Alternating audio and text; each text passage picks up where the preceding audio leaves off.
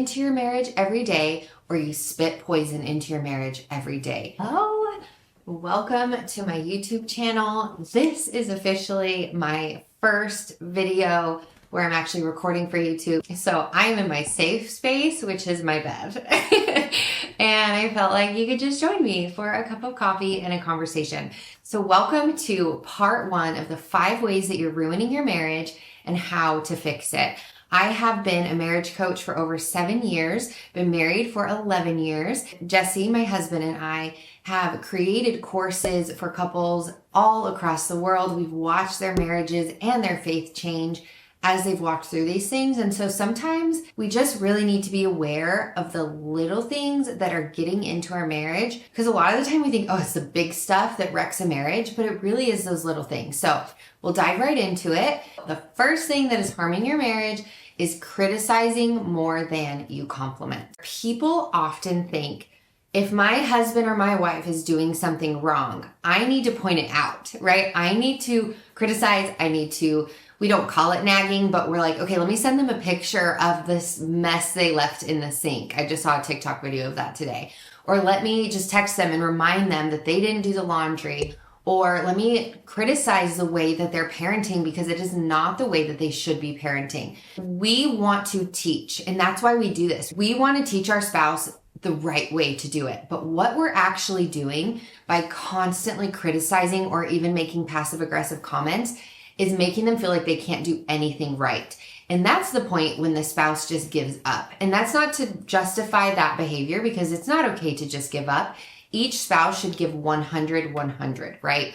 Jesse and I, we have had to learn the hard way what my strengths in the home are, what his strengths in the home are, and what our weaknesses are, and how we can balance one another. The problem is that when we both have a similar weakness, we really have to navigate what that looks like within our home, which 11 years, it's not always been the easiest thing, but we're figuring it out. What I have realized though, in the counseling that we've done, in the relationships that we have counseled and worked with, and in our own marriage, is that the more you speak good, the more we speak life into our partner or our spouse, the more that they want to live up to the good that you're calling them to. As humans, we feel called up when we receive positive reinforcement. It just is the way that it is. So if you tell your spouse, wow, you look really handsome today, or wow, you look really beautiful today, they're going to look in the mirror and say, what did I do today that's special? And they're going to want to do it again. Similarly with dishes or with the house, you come home and they've done one small thing out of the many things that may not be done right. But you choose to see that good and say, hey, thank you so much for doing this. It takes a huge weight off of my shoulders. They're going to want to do more of the good that you're calling them up to. The positive reinforcement, while it feels like, oh my gosh, I'm just praising them for this stupid thing that is like a very commonsensical thing to do within a home, you still praise it. Praise it anyway, because you are then giving them the affirmation that they need that they're doing something right. And here's the deal. We've all grown up so differently. You grew up way differently than your spouse did. You have different experiences, different expectations that were given from your parents. So the thing that you have to realize is, how are you navigating one another's experiences and patterns and habits that have been built over the years and helping one another in those patterns? So if you don't remember anything else from this video, this is one thing I want you to remember.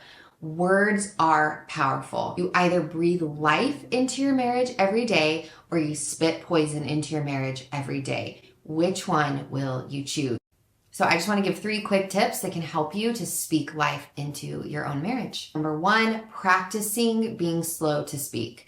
So when you take a moment's pause, you have the ability to say, do I really want to say this out loud to my husband or wife? Is this really something that will benefit the situation, the conversation? Is it something that can wait until I've really processed through my thoughts and my feelings? Or am I going to react rather than respond?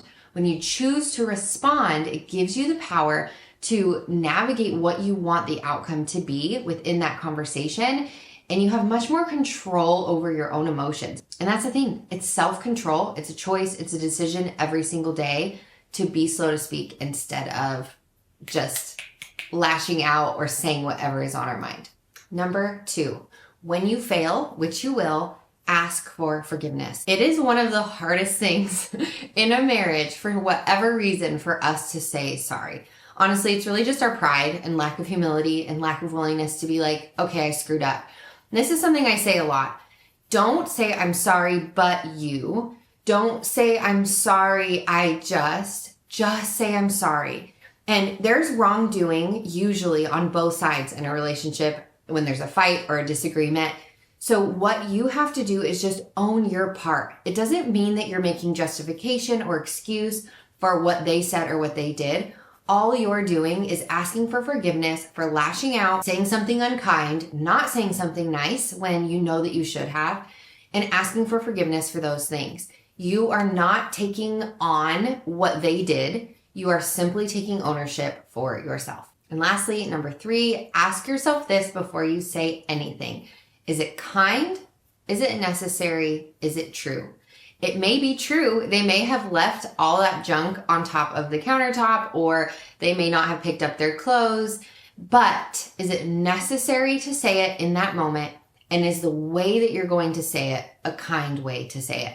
When you evaluate by those 3 questions, which are super simple, basic, it allows you to kind of just reevaluate the way that you are processing your thoughts, the way that you want your marriage to go. Honestly, for me, one of the best things that I've done is ask myself, is what I'm going to say beneficial to my goals long-term within my marriage? My goals long-term are to stay together forever until we're old and gray in rocking chairs. That's just my lifelong heart and goal. So is what I'm going to say beneficial? Is it working toward that teammate mentality, or am I dividing us further?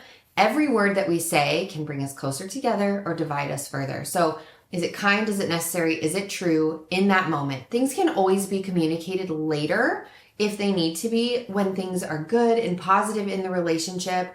But when we're just loading on all of these frustrations or agitations with our spouse, that is when we start to really separate within the relationship and lose that teammate mentality. That is number 1 of the 5 ways that you're ruining your marriage. Make sure to tune in to part 2, 3, 4, and 5. And if you haven't subscribed yet, again, click that cutie little subscribe button right there so that you're notified when we have a new episode coming out. I'm all about encouraging and challenging and just, being vulnerable myself in the mess that I've made of my own life and the things that I've learned through that from people, from counseling, from therapy, from my own research. And I love sharing that with others. So I'm so happy to have you here. Thank you for tuning into my first official YouTube video. I'm really, really excited. I have a ton to learn, but I really appreciate you being along for the journey.